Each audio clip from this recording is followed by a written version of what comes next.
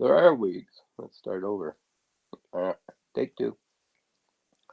There are weeks on a farm when everything seems to go according to plan. This wasn't one of them. Then again, if farming has taught me anything over the years, it's the best stories usually begin when plans change. The past week was a reminder that life on Bryden Farm isn't measured only by the work we accomplish, but by the unexpected moments that shape the days in between. The week began with the usual rhythm of summer. The sheep continued the rotational grazing, moving on to fresh pasture while leaving behind paddocks that will now have weeks, actually months, to recover. Every move reminds me why rotational grazing works so well. The animals eagerly anticipate each new section of grass, even the lambs that were born in May, so May 13th to 26th. So 2.5 months old. They are ready. When they see me coming with the gas trimmer to trim that next fence line, or when they see me carrying a fence, they know what's happening. They're gonna get to move. They're gonna get a new fresh salad bar. See if I can find my spot. They're moving onto fresh pasture while leaving the paddock that will now have months to recover.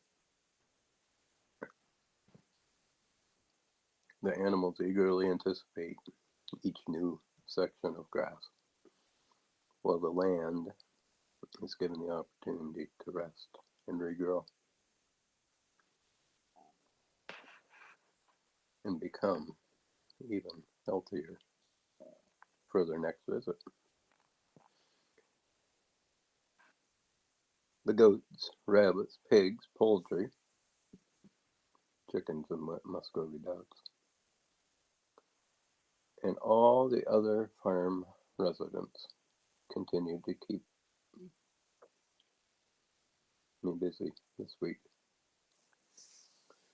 From morning till evening, water buckets needed filling, fences needed trimming, feed had to be mixed. There never seems to be a shortage, sorry, of little jobs, extras that need doing. Feed had to be mixed. 25 bags of feed.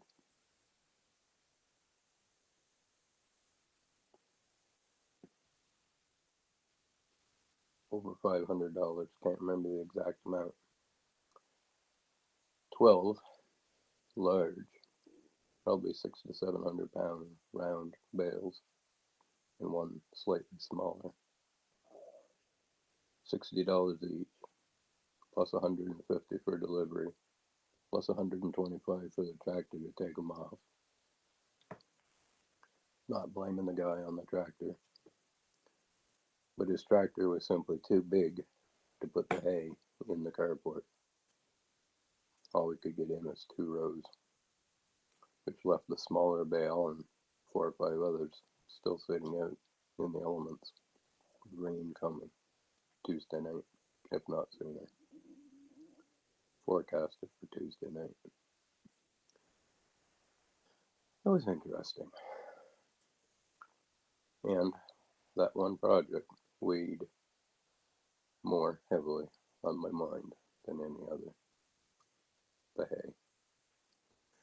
Several large rounds were sitting outside, and although they were holding up well, every passing day made me increasingly aware that they belonged undercover before the weather decides otherwise.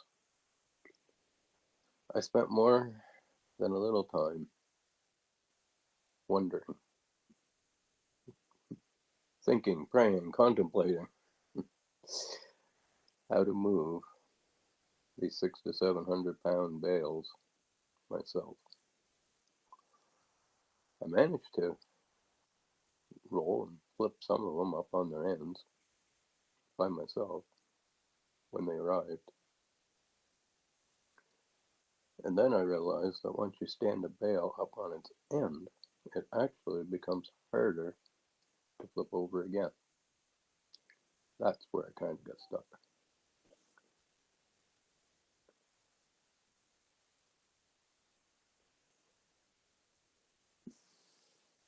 Trying to see my writing. Then came one of those conversations that quietly changes everything. Someone suggested I go back to the old ways. A comment sat with me. And I did. I went back to the beginning and found a helpmeet. Actually, two of them. Now you wonder what a helpmeet is. You may have to go look that one up. I'll give you a hint. It's in Genesis. Now, neither one was called Eve.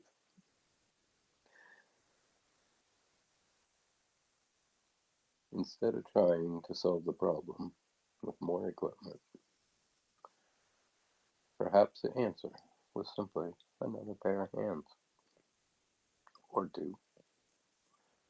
On Sunday, today, Mary and Lynn came to help. Now, not to take anything away from either one, but these are, I'll say, without getting into much trouble, middle-aged women, ladies, who totally surprised me, and for which I am forever thankful. Together, we rolled, pushed, steadied, tipped, and repositioned every remaining bale. Actually, all of the bales, because we had to start from the back of the cardboard, or midway of the cardboard, move those bales to the back, and then we had to basically move all the bales back towards the back of the cardboard in order to get them all in undercover. There wasn't any heavy machinery involved, just planning,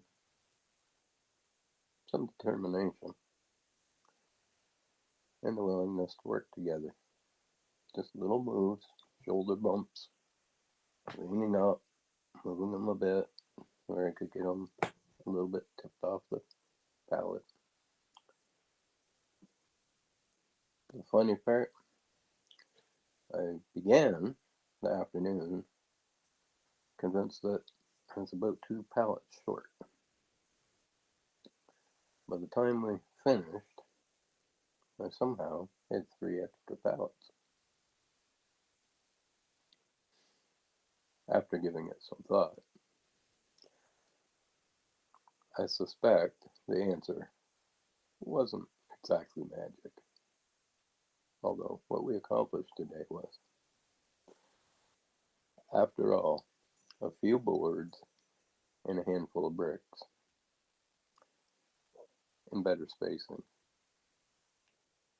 meant that I simply didn't need as many pallets as I had thought.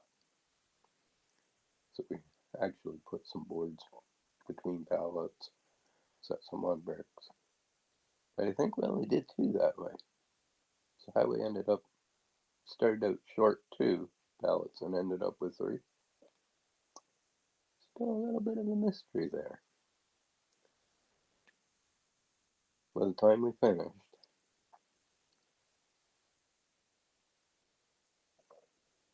We had 3 left over. After some time, the solution, sometimes the solution isn't having more. Sometimes it's making better use of what you already have. Not every moment this week is encouraging. Yesterday afternoon, I heard what could be described as a sickening thud behind me. I turned around, and Roscoe had been hit, struck by a truck.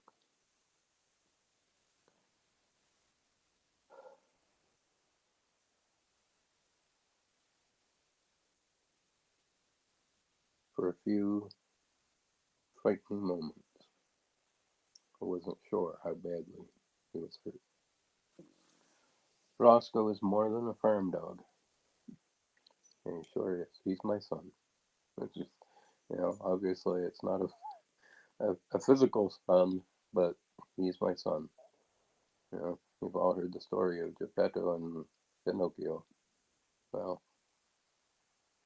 I don't ever expect the wish to come true, but neither did Geppetto. He's my son, and I love him like a son. And he had been hit by a vehicle. Very thankful that the owner of the driver come stop. Scene. I examined Roscoe, and other than a limp and holding his back leg, didn't seem like anything was broken. Probably badly sprained. Let's hope. Thankfully, after careful examination and a long, restful night, he began showing some signs of encouragement. He's still sore and walking with a limp, holding that leg up most times, but not always. He does use it.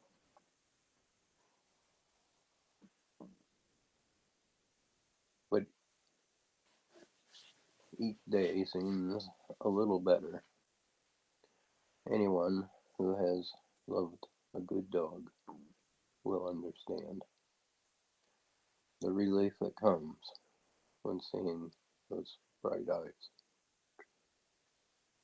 cold wet nose, which he has both, and the quiet determination to carry on.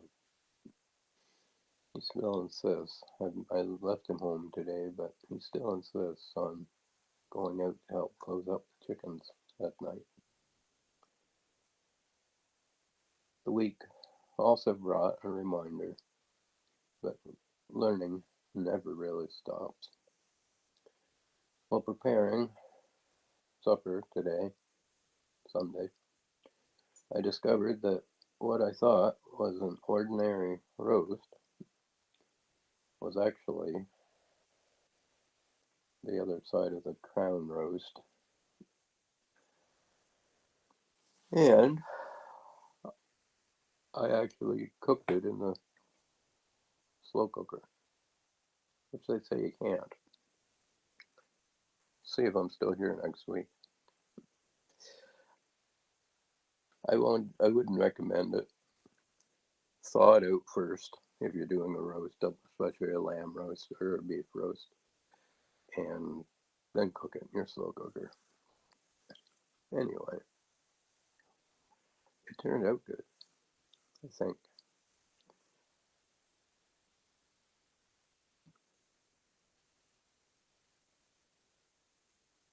I prepared it with tea, garlic, onion powder. Could have used onion, but used onion powder.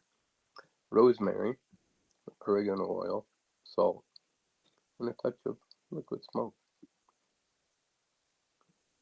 It became one of those simple meals that reminds you or me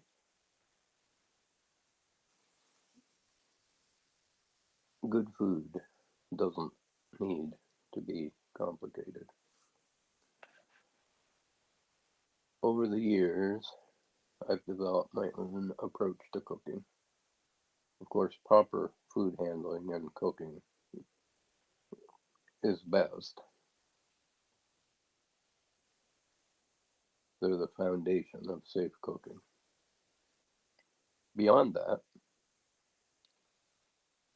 I enjoy choosing ingredients that not only complement one another in the flavor, but also have long histories of supporting food preservation. Every little bit helps, especially when you're using a slow cooker. And the results are usually well worth the effort.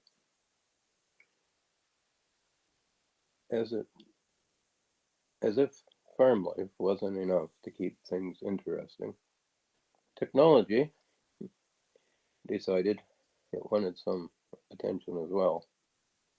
And after updating my credit card information with my hosting company, both Brian Farm and CountryAirRadio.com,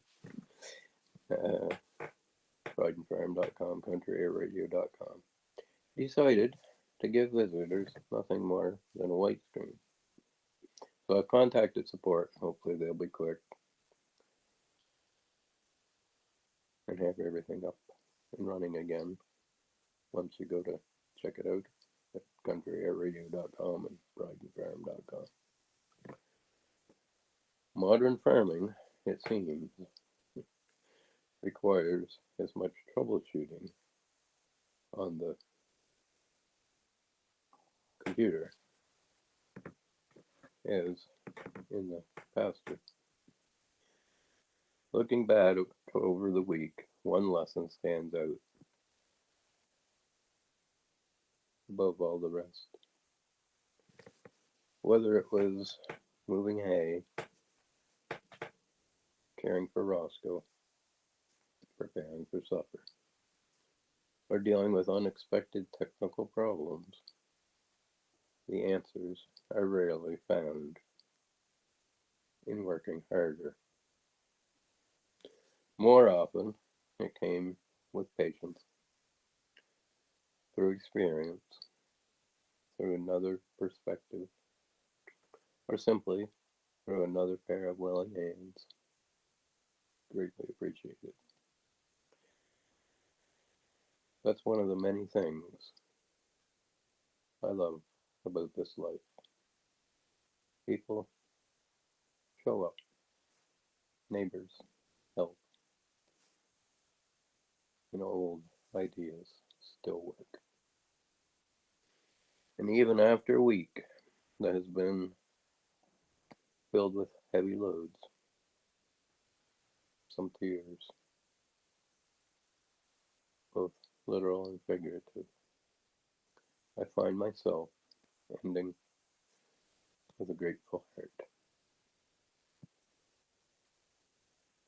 From all of us here at Brian Farm, thank you for following along. So until next week, be sure to check out BridenFarm.com for a daily Today at BridenFarm.com posts. Thank you, everyone. Ciao for now. It's Brian here at BridenFarm.com.